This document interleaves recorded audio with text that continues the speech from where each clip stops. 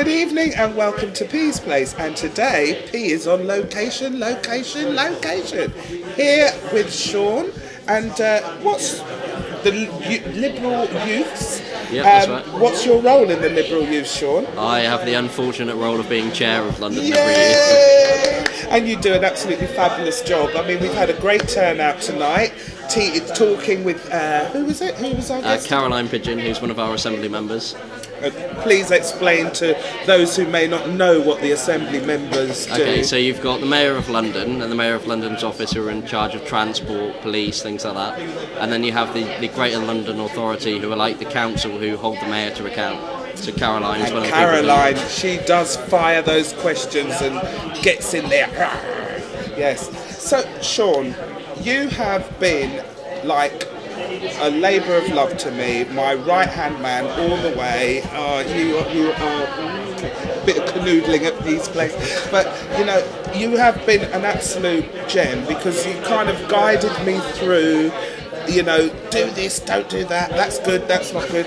And I love that because I'm very new to the party and new to politics in general and not knowing all what goes on. So am I. I've only been involved for 4 years, but it can... 4 years. I joined up in February. It can be a bit of a maze though, can't it? Getting involved in politics and trying to understand it. But what is your goal? What do you want to see change? What's your aim? And am I actually going to... I keep telling you this, you're going to be in number 10. I know this. I know this, I see it. And I want my Mercedes, remember? Absolutely. We shook on it. So what is your goal, Sean? I think, everybody sets out to change the world, don't they? And that's, in however naive it might be, that's what I want to do. I want to change the world. And I think the way in which I want to change the world, the kind of, if you narrow it right down to one thing, I think if we can get people involved in politics and we can show them that politics can be something which can change their lives and restore a bit of trust, a bit of confidence, and get a few decent people in politics, because there are enough people who are on the take, who are in it for their own means, who aren't interested in the public. If we get a few people who are genuinely passionate about changing people's lives, and we can show the public that there are people who really do care about changing the world. But we're getting a bit of a fight at the moment. I mean, we are not really at the top of the love list. No, absolutely. LDs are down. It's never going to be easy, is it? I mean, there's that saying, isn't there? If it's when bullets are being fired at you, you know you're doing the right thing. And the press hate us, the Tories hate us, Labour hate us. We're not the most popular party, but I think we're doing some really good things in government. Obviously, that's not winning everybody over. It's not winning very many people over. But I think we've got to really kind of keep pushing and persisting and really showing people that we are on their side. Yeah. And what we care about isn't political gain. It's not about winning more seats or more council seats. It's actually about changing communities and changing people's lives. And where you've got brilliant Lib Dems, people like yourself, and hopefully me and Caroline, and some of our Euro candidates, people actually see that these are people who aren't, they're not out for themselves. They're people who want to change the world and change their communities. Yeah.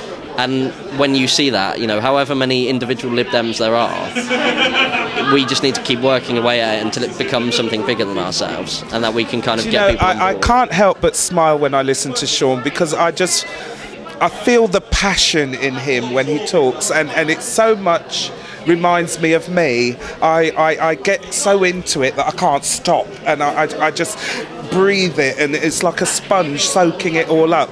And I'm so glad we've got people like Caroline, because it's nice that she felt that she could come to a Lib Dem youth Christmas do, play a part, tell us what it's all about, explain what they're doing, and it makes sense, to have somebody make Boris accountable to somebody for all the money he's spending, what he spends it on, what he's actually doing to help the people. I mean, I said to her about the fire station, she goes, "Don't worry, we're on it," Yeah, and one step ahead. Yeah, and I was so chuffed that because it is an issue, and it's not good. Now, where is your next move for the Liberal Dem youth group? I mean, what do you do? How often do you meet? If anyone wanted to get involved, how would they do that? The main thing about Liberal Youth and London Liberal Youth is, regardless of all the politics and where you stand and what you believe in and who you know, that's all rubbish.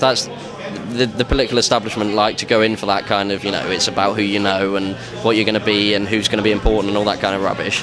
What we're much more about is, like making friends, finding something you're passionate about, finding people who share your values and share your ideas, and getting those people together. Yeah. And I really think the thing that I've most kind of learned and the things that's changed my mind in the last 4 years is what changes people's minds and changes the world is not just ideas, but it's people who meet each other and make friends and are passionate about something. And you're never going to achieve everything you want to on your own. No. It's all about building coalitions, about building friendships, and going out with a team of people. When you're feeling down, having someone to pick you up. That's right. Having someone when you're high to share that with. And it's nice because I mean, I kind of almost wish I was a youth. Because if there was a group or organisation like this going when I was younger, I probably would have most definitely got involved with politics a lot sooner. Well, that's what we're trying to achieve. You've got people like Richard, one of our Euro candidates, and Caroline and yourself. Who, it's young at heart, isn't it? Turhan, yeah, absolutely. Yeah. And it's age is a very kind of it's a grey line, isn't it? You're as old as you feel. Well, I'm kind of blah blah blah age, and I'm here. Well, exactly. And there's no point in us saying you've got to be between 16 and 25 to be involved in Liberal Youth, because first and foremost it's about as young as you feel, and secondly it's about building a community and building a place where people feel they can be passionate and have fun and be safe and share these ideas, and and build their confidence and bounce off other people. That's the really important thing, is that organic kind of having fun. And what do you feel about the cuts at the moment? I had to ask you that.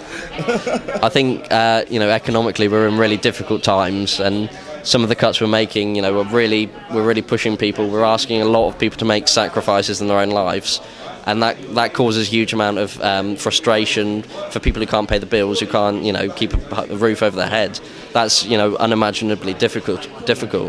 I think what we would benefit more from is more of a kind of communication from the government, more honesty, more of a sense of where the future lies and where the sun on the horizon, the light at the end of the tunnel. Why do you think we're getting the blame for it all? I mean, I keep trying to explain to people, it's like when you're working, you've got your boss, then you've got the deputy boss, then you've got your directors, and and it all goes all the way up to the owner of the premises, So what is it exactly that we could... Thank you, Turhan. You see, I like being here, What exactly is it that you would say could...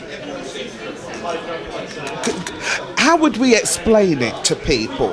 I'm trying to say it's not down to Nick. It's not all Lib Dem fault. We are putting a spanner in the works. Yeah, no, absolutely. That we are trying to stop the cogs from turning every now and again, but we still get the blame, even though it's down to old Cameron and his it's always easier to find someone to blame it on, isn't it? Yeah. And in a coalition government, we haven't had a coalition in Britain since World War II, and so I think people have said that it's easier to blame the Lib Dems. The Tories have definitely gone in for that, behind our backs. Oh, yeah. Labour love throwing the mud at us and saying, it's all the Lib Dems' fault. But you see, the Tories forget, if it wasn't for us going in coalition with them, they might not have been there, because it would have gone back to a revote. Absolutely, and you think that would have been a disaster on the economy and the confidence of business and people investing all over the world and actually thinking that we're going to pay our debts. Yeah. That would have had a huge ripple effect, that people wouldn't feel like Britain is safe economically. Yes. But yeah, I think the Lib Dems are kind of an easy target to an extent. We have to take some of the responsibility for being in government, and I think we have to be honest with people that the cuts are never going to be easy. Government making cuts is never going to be popular because you're taking money away from people. It's easy, the easiest thing in the world to give money to people, to throw money at schools and hospitals, as the last Labour government did. The most difficult thing is to stabilise the economy and actually make sure that we don't go bankrupt as a nation, that we don't max out our credit card. Now, like I was saying to Sam and Matt there, I find it hard to understand the cuts. I find it hard to understand all these health issues. The latest thing that came to me, they're bringing out, help me cameraman, what is it tomorrow?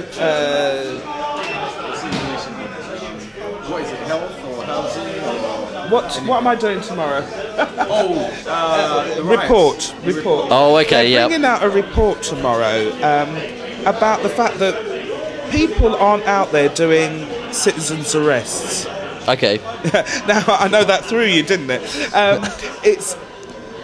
I've been asked, obviously, because I was the one who berated the rioters, to come and talk about this. What are your views on this? I mean, because for me, I grew up in a time when if an elder saw young kids running down the road misbehaving, they were like, "Oi, what you lot doing? Get out of here!" and shoo them on, you know. And there'd be no "Oh, sorry, mum," and then they'll be off. Or they might get a little bit cheeky, but they'll still bugger off. Yeah. But this is a day and age when you don't know if you dare say anything to them. Because how many of them are carrying knives, or are going to talk back to you and give you a hide-in for saying something. So, I mean, what do you think could be a way of people addressing situations or doing I mean, do we even know what a citizen's arrest entails? I mean, do you just walk up and say, "Excuse me, I'm a sturdy citizen," and there was a guy who tried to arrest Robert Mugabe, the dictator from Africa. Really? And Peter Tatchell, who's like a big human rights campaigner, he went and tried to arrest him. And obviously Robert Mugabe's committed like human rights offences and all sorts of atrocious crimes. Yes. And apparently every year he comes and does his shopping trip in London, and Peter Tatchell went and tried to arrest him, and apparently Mugabe's face just dropped, and he thought it was the real deal, and thought that was the end of the line for him, and it was atrocious. The British police came along. Do anything.